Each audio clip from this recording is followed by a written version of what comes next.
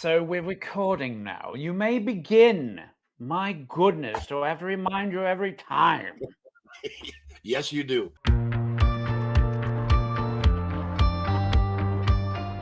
Well, hello, everybody. I am Tim from Las Vegas. I am Sam from the Pacific Northwest. Welcome, everyone. Yes, who, as you see, obviously doesn't know how to drink because he's spilling it all over himself. I certainly do not know how to drink. Are you He supposed to lick at it from the bottom? Hasn't learned that life skill yet. But yeah, so here we are again. It's good to see you, man. How you been? You too. It's been good. I mean, can't complain. There's a lot of stuff going on in our world that's got me down, but as far as my life is concerned, part of that stuff has just made me much more appreciative of the things that I have. So it's like, we had the proverbial feces hit the fan yesterday. My wife got into a car accident. She's okay. She's fine. A little shaken up, emotionally at the time, but she's fine. It wasn't her fault. Everything's good, and it just kind of threw our day off into undiscovered or uncharted waters. And so that was a little unsettling as far as not being able to stay in the flow of how our Wednesdays usually go. Because I had to be there and help her with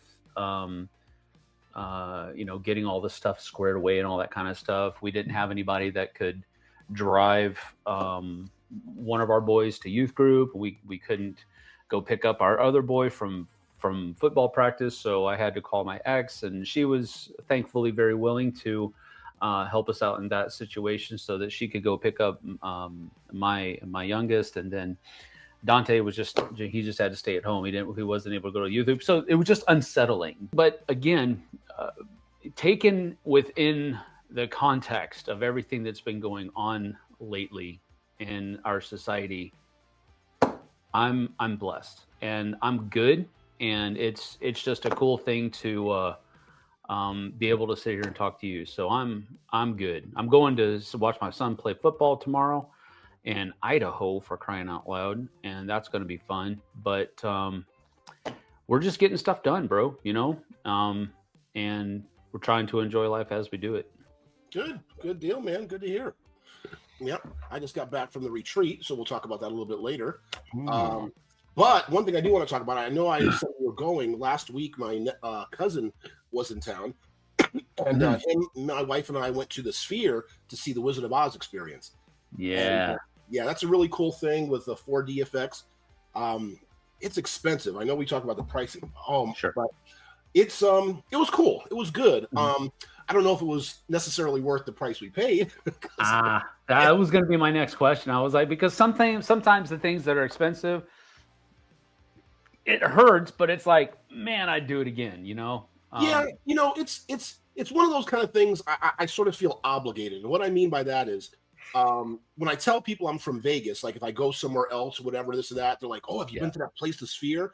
So it's kind of like I feel I have to go there just so I can tell people, yes, I have been, and talk to them about it, because everybody is so intrigued by it, right? So as people, Vegas, I'm sorry? Yeah, when people find out I'm from San Antonio, have you been to the Alamo? Yeah. So it's so I'm glad I did it. It was cool, but let me tell you, man, if they did and I'm talking like a serious jump scare horror show in there, that would be awesome. You'd have to sign a waiver, dude. Are you kidding me? Oh, not only that, dropping dead with heart attacks. Absolutely. Not only that, it would have to be like 18 or 21 over or whatever. Yeah. Because of but man, that would be incredible if they could do something like that. I mean, it's because it's so cool, right? That would be cool. Yeah. We went to an IMAX one time that was putting on that Storm Chaser show. I don't know if you remember. I don't know. It's probably 10 years ago now at this point, but there was a show on TV where one of the people, and it was a storm chasing show, and one of the people were in their thing, and they were actually making a movie, a documentary about chasing storms. So it was a little bit of inception there going on, because it was a TV show about and one of the characters, or one of the people in the TV show, were actually making a documentary about storm chasing. So then I don't remember the name of it now, but the name stuck with me, and we went and saw it, and just in IMAX, it was amazing. So I'm like, dude, I wonder if they could make that kind of experience in the Sphere, where you're like in the tornado, Well, let me just tell you, there is. I don't want to give away too much. I want no, people. I've But seen I've yeah, seen like little shorts of videos of people that are like, I know what you're talking about. yeah, There is the scenes in the Wizard of Oz experience. I get that, and it's like, man, that would be something else. yeah. So that So was cool. That was really cool. yeah, that's neat. We've also got we had our first hockey game of the new season on Saturday. It's preseason game. And it was a heartbreaker because we tied them up late in the game, and then we lost it in overtime. But it was such a good game, and they were only playing, our team is WHL, which is like, it goes from, I think it's 17 years old all the way up to 20 years old. So maybe it might even be 16. It might be like a 4 or 5 year window within the farm league system, and that we only had our younger guys playing, except for a couple of our veteran players. And it definitely wasn't our starting roster. I'm really happy with the new team that we have this year. The new players that came in, and they seem to work well with one another. And the guys that are coming back are doing well at leading them on the ice. So it looks like we're going to have a good year, but we'll see. All right, so let me see. I just got back from retreat, so I'll talk about that a little bit. Yeah. So that's in the Dice Tower retreat in Orlando every year. It's Yeah. a smaller event, only about 350 people, and Tom did something really cool. I'm so glad he did this. He explained to everybody very clearly the process of how the retreat goes, right? About how, because it's sort of like an invitation only thing. You have to get on a list and all that kind of stuff. And Tom just made it very clear that, it's his event. So he invites you, and because I guess some people think, oh, hey, well, I got on the list, or I wrote you an email, like, say, so it just ended, right? So I wrote you an email yesterday, and somebody who wrote you an email 6 months from now got in. How come I didn't? So it's not like an ordered list. And Tom explained, it's like, hey, this is my event. I look at the list and I'm like, hey, I know you. I like you. I'm going to invite you.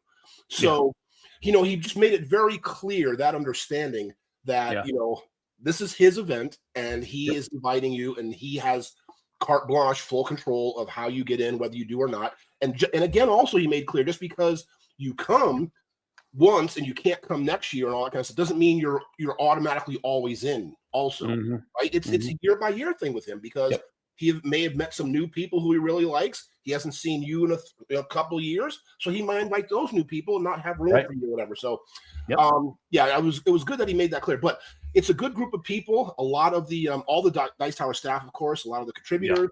And then people, and he also made a statement, which was really nice, about how he also looks at people who are part of the Dice Tower family. And what I mean, people who attend the cruise, the East, West, all that kind of stuff. And so you do get to see a lot of the people who are at these events, because they'll say, hey, how many people go to the cruise? Hey, how many people go to West? How many, so it's just really cool to see a lot of people you see at a lot of different events. Yep. I remember, well, I don't remember, but I remember part of the process that Tom originally had to go through just to get invited to the gathering. And I remember thinking back then, before I really knew what the gathering was and how it started, I was like, well, that's pompous. I'm like, well, why would you have to get somebody to like recommend you to come? Why? That doesn't make any sense. Who does this Alan Moon think he is? That kind. But when you take a step back and you realize, kind of like what Tom was doing, that was an event that Alan Moon set up for him and his friends. Correct. That's why they call it the gathering of friends. This was Yep. Alan and his buddies getting together to play games with each other. And it just kind of grew and grew and grew as his group of friends grew, and people in the industry that he considers friends. And so I totally understand it now. And it's exactly, well, I wouldn't say it's exactly, but it's very similar to what Tom is doing with the retreat there. Yes. Because just like Alan had his group and it's his event, he can do whatever he wants. The same thing is true with the retreat. Yep. So it was very good. Cool. This was Sharon's last year. So they gave her like a send-off. She's retiring, and Camilla's running it in the future. She'll be doing Dice Tower East and the retreat as well. So yeah, it was a very well-run event. And I you know what I mean when I use that term loosely, because there's not like a lot going on, right? It's so when I say run, it's not like there's events and all this kind of stuff. They have the library, and it's just really nice and mellow. And I put my head down, played a lot of games. I had a couple of meetings I had to attend with video meetings and stuff like that. Well, other than that, I put my head down and I played some games. How many did you play altogether? I don't track. I don't, but it was a lot. And I didn't waste. And what I mean is I didn't waste time just sitting and chatting a lot, which it was fine and I enjoy doing, but I just wanted to make sure I played games.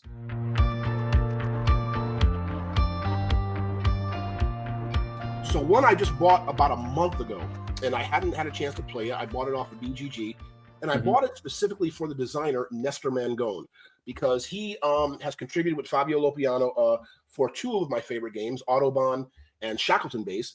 And the game is Stupor, Stupor Mundi, Mundi. Okay. And it was absolutely fantastic.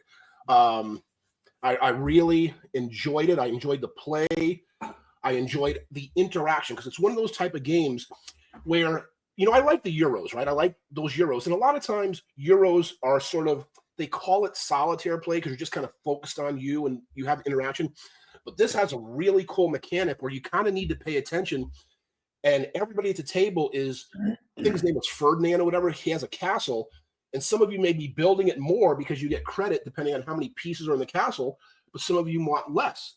Some of you may want walls. Some of you may want towers. So it's kind of cool how everybody's fighting, constructing and deconstructing his castle for your own reward. So you really have to pay attention and see.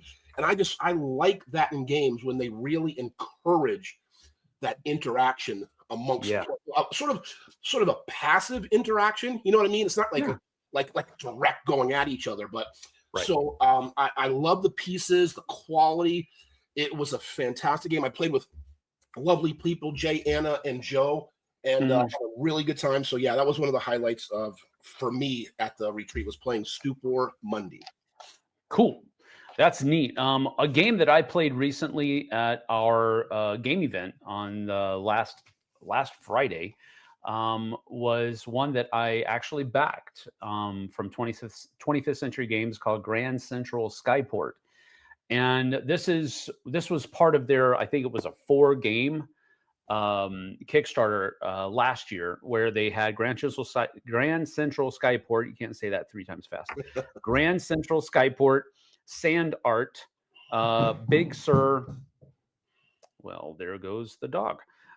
Big Sur and Wine Cellar. So those 4 games were on the same Kickstarter, and I just the price for each of them individually added together was more than you paid for the bundle. So I just got the bundle, and it came out to be a really good deal. Anyway, Grand Central Skyport was the biggest game in the lot, and with the most components and the most going on and that kind of stuff. The rest of them are pretty simple games that are very easy to teach. Grand Central Skyport is much more of a mid-weight level game, while the other 3 were very light. And it's a really neat. It's got this huge rondelle that's out in the middle, and you're basically going around that circle. You're playing airships out of your hands into your skyports, and you're trying to build up your skyport, and the number of lanes that you have in your skyport is going to determine how many points you're going to be scoring at the end of the game. And what you're trying to do is you're trying to get the skyport lanes to match the color of the side of the skyport that it's on. And if you do that, you get a lot of bonus points at the end of the game. You don't necessarily have to do it, but if you're going to try to win, you really do need to. On top of that, though, they also have these. Can't remember the name that they give them in the game, but they are they're kind of like, gosh, I can't remember what they're called, but they're people that are basically kind of like running your skyport, the different parts of your skyport, and you can put them down, and they give you special abilities. They also give you more stars, which is what you're using to calculate the points that you're getting from each of your lanes. There's some set collection thrown in there. There's a lot. I'm doing a horrible job explaining it. It probably feels like a hodgepodge at this point, but it really does work together well. Turns are very fast, more often than not. How you're setting up your lanes in your skyport is actually pretty fun, because the cards that you're placing down there usually have an effect that you have to do. And usually it'll say you have to play, whenever you play an airship into your skyport, you have to do on one end or the other. And then the little effect on the card will tell you how many lanes into your ship, your skyport, you can place that card. And it'll say stuff like, move to the left or right 3 to 4 lanes. And so you have to kind of play your airships at the right times to get them to line up to where you want them to be in your skyport. And it's really fun. It sounds a lot more complicated than it actually is, but it's one of those things where I got a preview copy of it before it was done being produced, and I played it a lot back then. And when we played it this time, I was like, oh, okay, now I remember why I really wanted to get this game, because it's really, really fun. So Grand Central Skyport from 25th Century Games. It's really a fun game. Oh, nice. The second game I wanted to talk about is my favorite genre. Like, if we had to do a top 10 list of genres, my favorite genre would be cooperative games with either hidden information or limited communication. Yep. And I was introduced to a game called Beasts. Beasts, which is coming out in November by Pandasaurus. They had a copy before it came out, but if you're familiar with the game, where you're putting the numbers, the cooperative game where you have to build up from up or down, blah blah blah. Yeah. It's like that on steroids.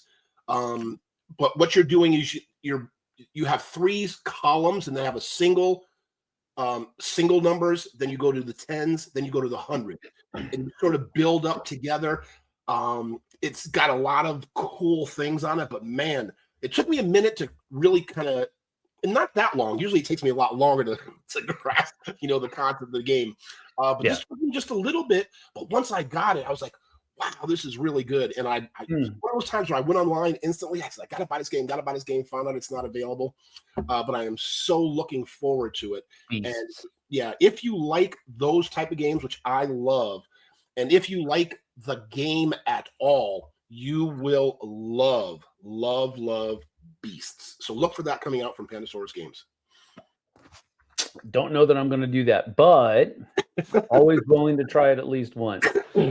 Always willing to try it at least once. The other game is actually that I want to talk about is called Distant Suns. And this is from, I believe, 2022. I just did a review of it last Wednesday on the on the Dice Tower, and I was the third person, or second and a half person, because Tom put it into one of his 6 games that I played so that you don't have to, lists. And so that already tells you what he thinks about it. Graham Anderson also did a review of it a couple of years ago, and he gave it a 6.5. I ended up giving it a 7.0. It's a choose and write game, which is kind of a twist on the whole roll and write, flip and write, whatever genre that's out there. It's the insert verb and write genre that's out there.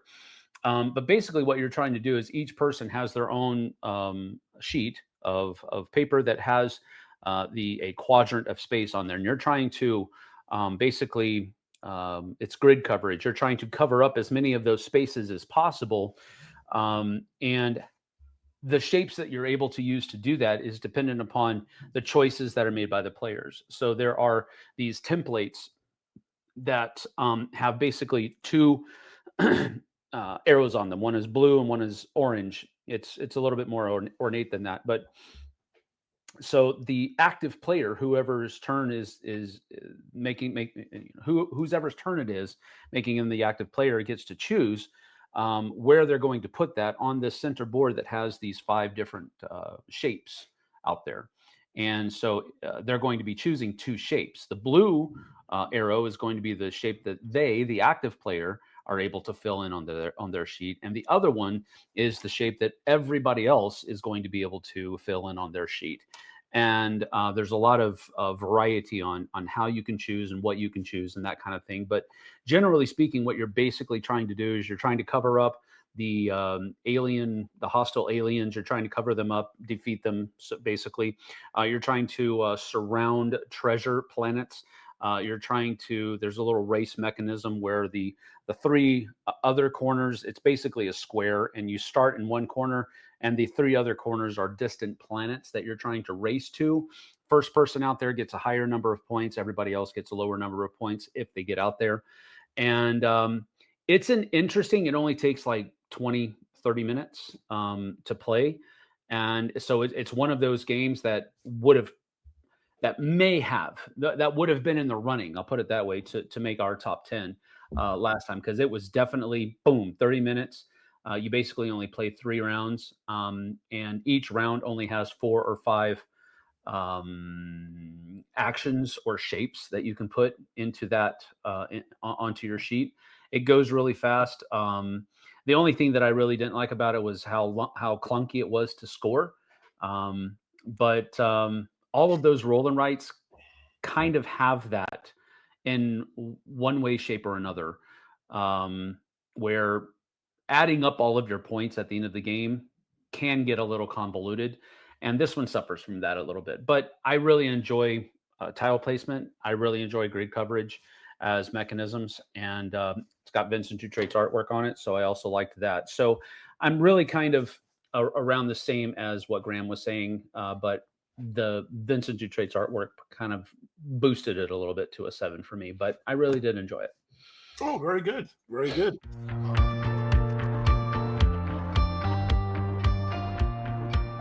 One of the things I wanted to talk about, which I noticed, specifically at this convention, and I see it in a lot of conventions, is what are people's thoughts, the audience, you folks out there, on going to conventions, and like I see people who are either like married, who are family, who come from a game group from a certain city, whatever. Like, there was like 5 or 6 of them from this city come to this event to play together. And I'm just wondering, like, if you all play together in your house, if you're a couple or a family, or you all play together in your town as a game group, why do you travel and go to these conventions and just play with each other at these conventions when you're always playing at home? I know there's a couple of reasons for it. I've heard different kind of things, but I'm just interested to see what people out there think about that. Do you go to conventions to play other games? But yeah, I just wanted to talk about some of the things around that. Okay. Well, not hearing a lot of your take on it yet. My take on it would be I definitely see that there's kind of 2 camps. If you're and that's a huge generalization. I get that, but some people might think that well, I always play games with you, so if I go to a convention, I don't mind if I play some games with you, but I also want to play games with other people. I guess that could be one side of it. The other side of it would be, well, I'm going to go with you, and the reason that we're going together is because we enjoy spending time together. So this is something we're going to go to do together, and we're going to go enjoy it together. Because I have known a number of people that come in groups, and it is just like what you said.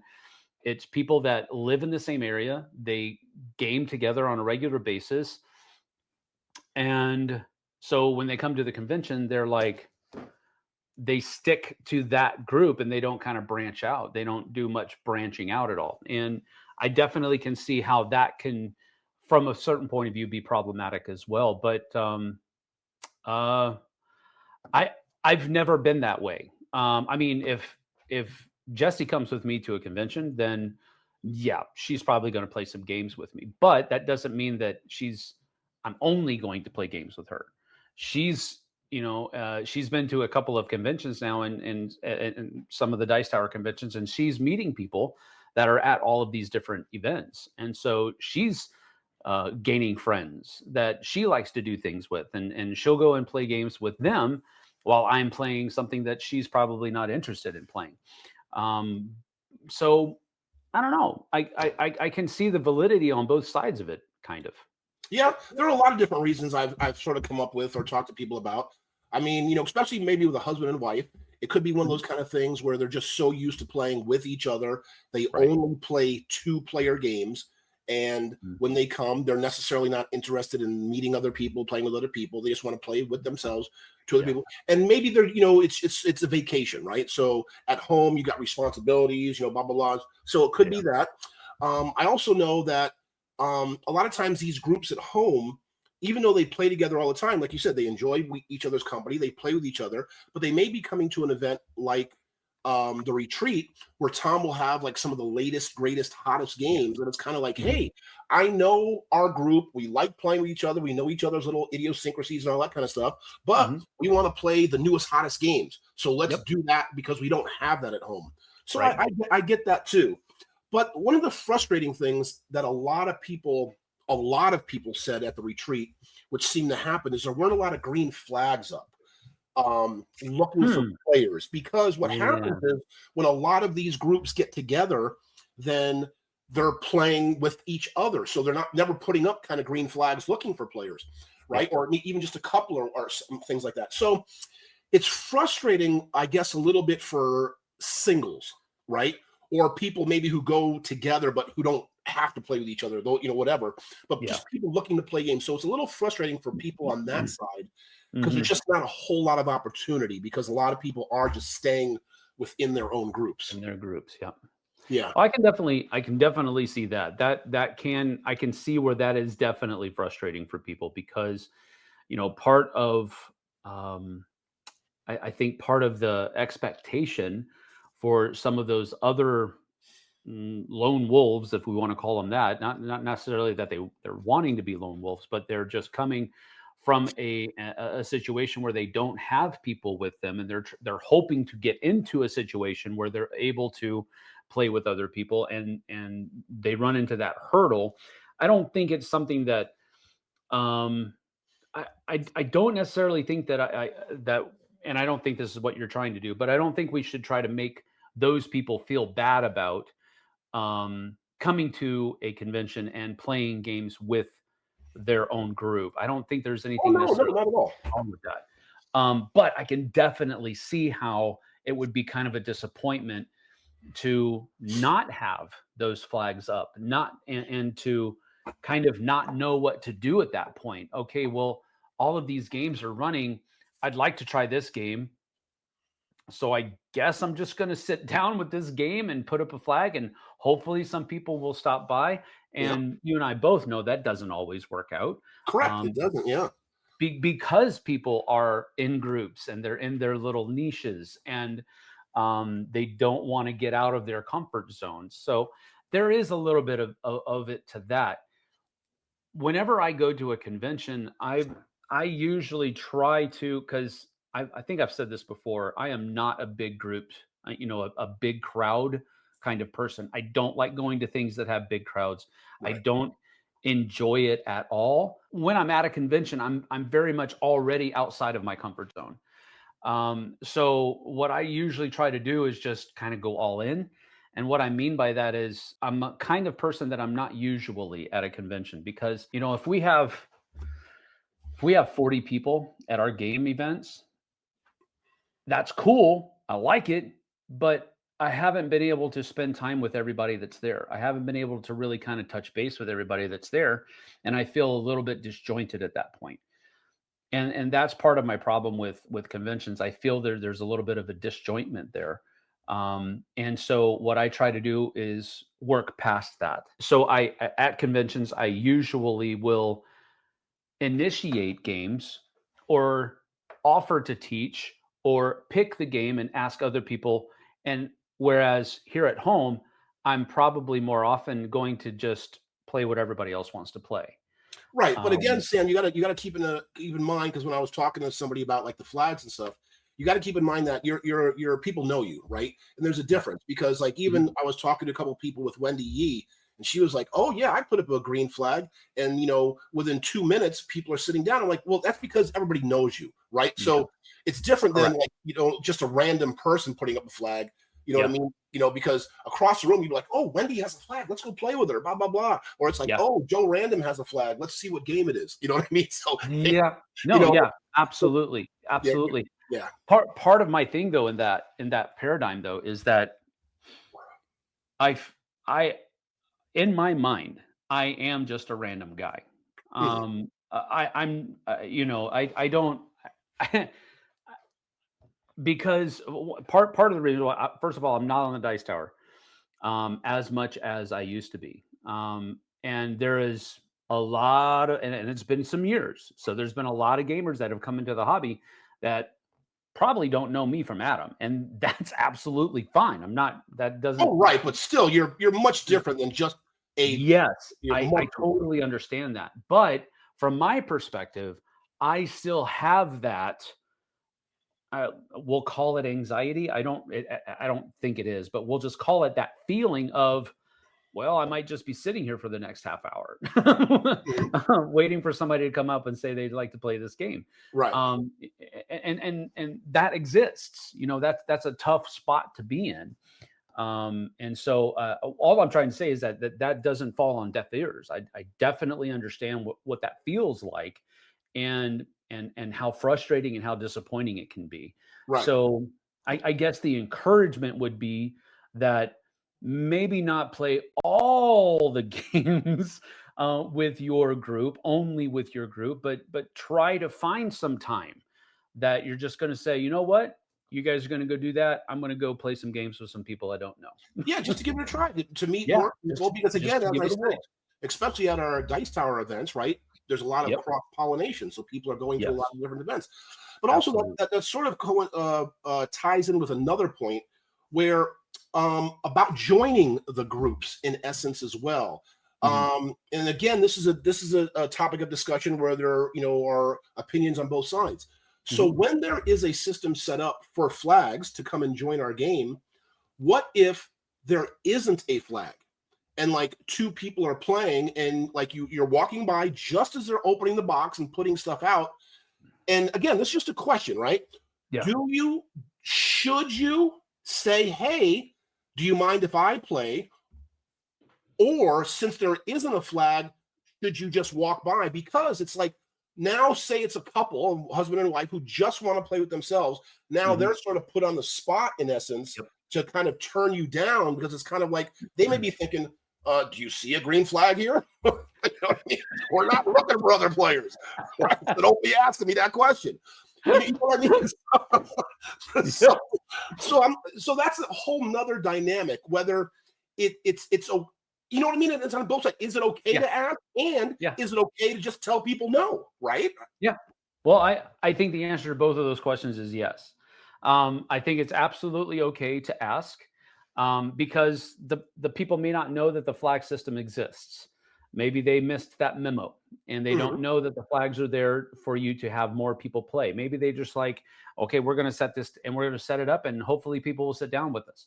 So it could be that they just don't understand how that flex system works. So I would say absolutely yes. There's nothing wrong with asking. What we used to say in high school, in the high school classes that I used to teach was, the only stupid question is the one that doesn't get asked. Now, you can't say that in middle school because middle schoolers will ask you stupid questions. Yes. But high schoolers, they're almost just as bad, but they're a little bit more mature. So yes, ask the question, but don't think that if you ask that question, the people are obligated to say yes, sit down. They have the absolute right, just like you have the right to ask, they have the right to refuse. Right. And don't think disparagingly of them if there Correct. obviously is room for you to play, but they tell you no. Yes. Yes. Because they might not have room to play. They might just be setting up while two other people are in the bathroom and they just haven't arrived yet. That could be. But even if they don't want to, even if, like I said, if they just want to play with two people, Correct. Yes.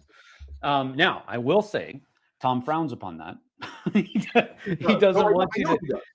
He doesn't want you to take up a whole table with just two of you. So, and there's validity to that as well, because you usually have somewhat limited space. More often than not, I know with Dice Tower West, there's ample amount of space to play games. But sometimes there is a limited amount of area, and for two people to take up a 6-player table, playing a 2-player game, that makes it difficult for more games to hit the tables. So there are, but that's part of the kind of the law of the land. When you go to these Dice Tower conventions specifically, I know on the cruise, it's definitely frowned against. I know he mentions it at the other ones because it is kind of an underlying social contract. There we go. Right. That's part of the social contract. You want to play games with people. You don't necessarily want to just do that. So that's underlying. That's kind of running in the background. But I think it's a good thing to have, because these are social events. So he's trying to push people out of their comfort zones a little bit. Yeah, absolutely. And again, folks, remember, there's no sort of right answer to a lot of the things that Sam and I bring up, right? We just like to bring up things that people talk about, right? This is our industry, and people feel one way about this one thing and feel another. So we're bringing up the conversation because it's just things that happen, and it's just thoughts people have. Because I just see it so much, like, why do they always play games with each other? Like, it just, so it's just, anyway, but again, we do encourage at all of the Dice Tower events to meet other people, play with other people, but also, again, if that's not for you, if that's something you're not comfortable with, then don't do it, right? You have that option as well. Yep. You don't ever have to play games with other people, but why not? I know. Meet somebody new, and I'm gonna tell you, a lot of times you'd be surprised, right? And just because I know we got to end real soon, but I would say I'm probably gonna put a number. Probably 90% of my experiences have been positive and good, and I'd probably play with the people again, right? It's very rare to play a game with somebody who, like, I'm like, never, you know what I mean? It's rare, because we all have our little quirks, whatever. We all have a little, just may not vibe. So, like I say, the overwhelming majority of interactions with people have been fantastic and positive. So it's just good to let people know that it's your 90% probably going to have a great experience playing with new people.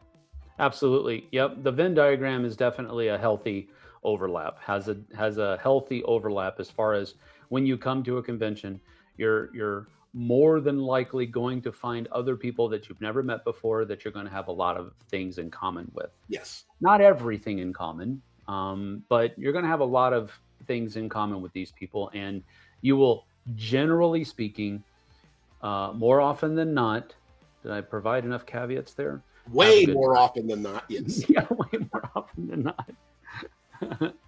So that's good. That's good. That's a good topic. So let us know in the comments below what you think. What are your thoughts on this whole idea that we've brought up to you. Where do you fall? On what side of the fence, or how many fences are there? There could be more aspects of it that we haven't mentioned. So let us know in the comments, and we'll appreciate you for it. Yeah, absolutely. And again, folks, thank you so much for joining us again for another episode of Western Contingent. We'll be back again next week with new games played and new topics to discover. New topics. So until next time, folks, I am Tim from Las Vegas. I'm Sam from the Pacific Northwest. Bye, everybody. See you on the flip side, folks.